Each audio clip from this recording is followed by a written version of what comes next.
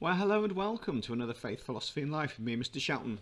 I do hope that you are doing well. We're in a series looking at relationships, and we've recently looked about cohabitation and marriage. Today we're going to be thinking about marriage breakdown and what that could lead to. So normally I'd ask you to grab a piece of paper and a post-it note. Obviously you can't do that if you're at home unless you've got a load of post-it notes. I'd like you to come up with a list of reasons why someone may separate or why a marriage might break down. So try and come up with 2 or 3 reasons now about why people may separate from relationships or why marriages may break down. While you're doing that, let's have our cheesy intro sequence.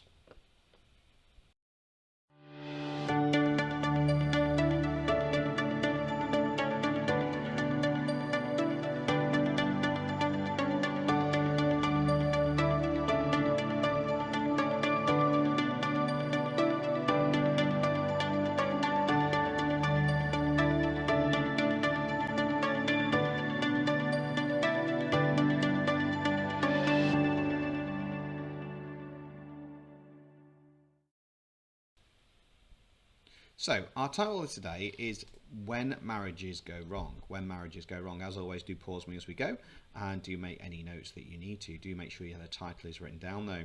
So, our learning objective is to explore what Christians think about adultery, separation and divorce.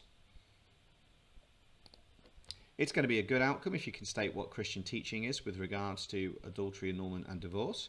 Great if you can state what Christians believe from 2 different religious traditions, and even better if you can use some biblical teaching to support your answers. So we're going to do some reading for meaning. We've got spiritual and social. We're going to be thinking about what religious people think and what is correct in society. And just over my shoulder there's the concept of forgiveness, which is a theme which is worthy of consideration for this lesson. So we're going to be thinking about a media clip, some key information.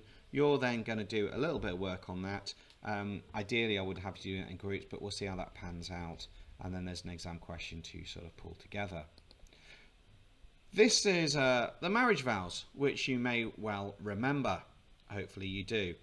If you read these, what does this have to do with divorce? Where is the place of divorce within a marriage vow? Have a look.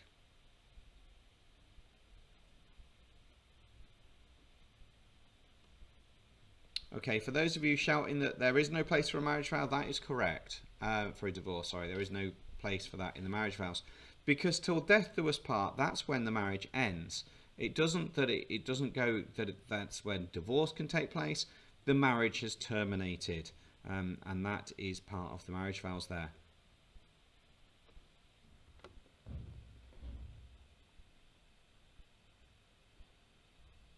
Okay, so in order to let's get some more information on this, I've got a media clip I'd like to show you. I'd like you to watch this, make a few notes as we go, and then come back to me.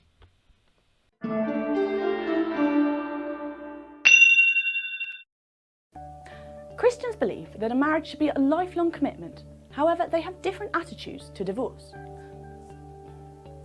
Roman Catholics believe that a marriage is indissoluble. Marriage cannot be broken, as the vows are made in front of God as well as each other. For this reason, they do not accept divorce, and if someone has a divorce, it is considered a sin. Divorced couples are encouraged not to take Holy Communion, bread and wine, and remarriage is thought of as adultery. The Church, however, understands that divorce is painful and support is given. Catholics are allowed to separate whilst trying to repair their marriage, and they are not allowed a sexual relationship with anyone else.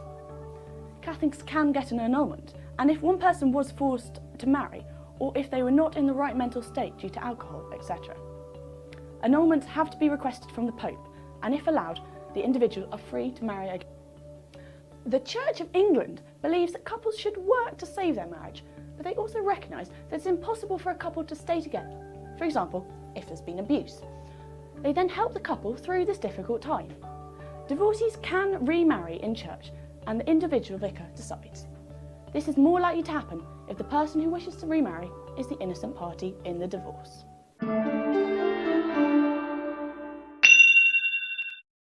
Jesus said, It has been said, anyone who divorces his wife must give her a certificate of divorce. But I tell you that if anyone who divorces his wife, except for marital unfaithfulness, causes her to become an adulteress, and anyone who marries the divorced woman commits adultery.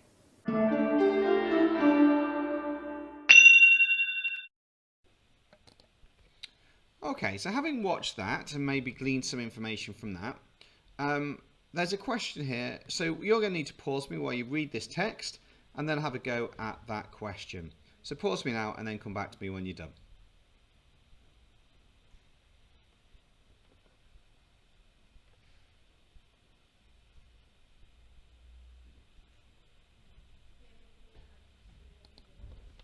Okay, so here's a biblical quote that Jesus said.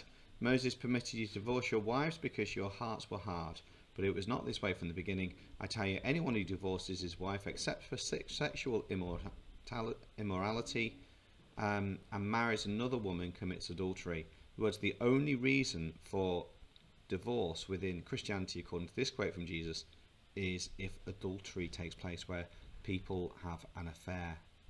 The other marriage partner is not you. So pause me now while you summarise that in your own words, please.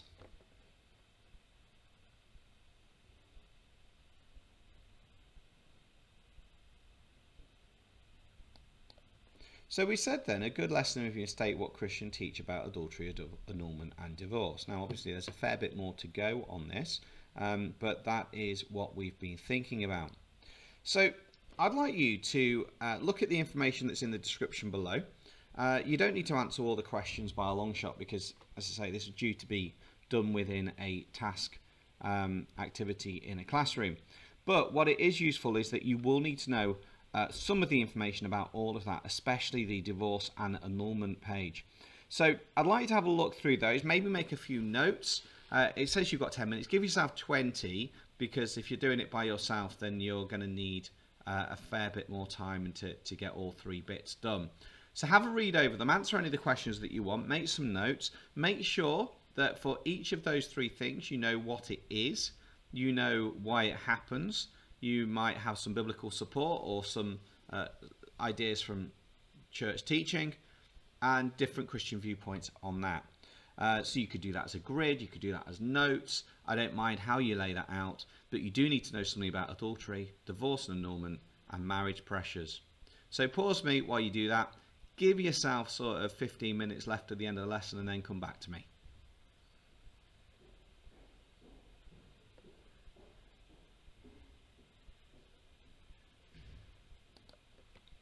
So our last question, this is from AQA, which is the exam board that you're doing, is marriage should be for life. It's 12 marks. Evaluate this statement. Your answer needs to include the following. Okay, now so I've suggested before in Faith, Philosophy and Life that you use FAMI, for, against, rebuttal, that's the third point, my opinion, and if everyone. And if you follow that structure and you use some quotes, so maybe use point, evidence, explanation, link, with that, then you're going to be in the right place. So have a look at that now. Give yourself 12 minutes and give it a mark. And then I'll go over the grading structures afterwards to see what you can do and come back to me.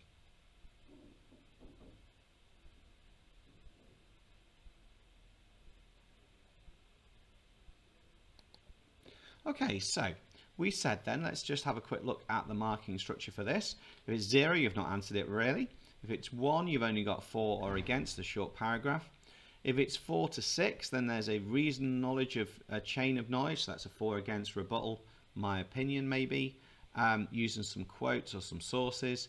7 to 9, there's clear reference to the religion. So you'll have used some Roman Catholics, some Church of England, or some Christians.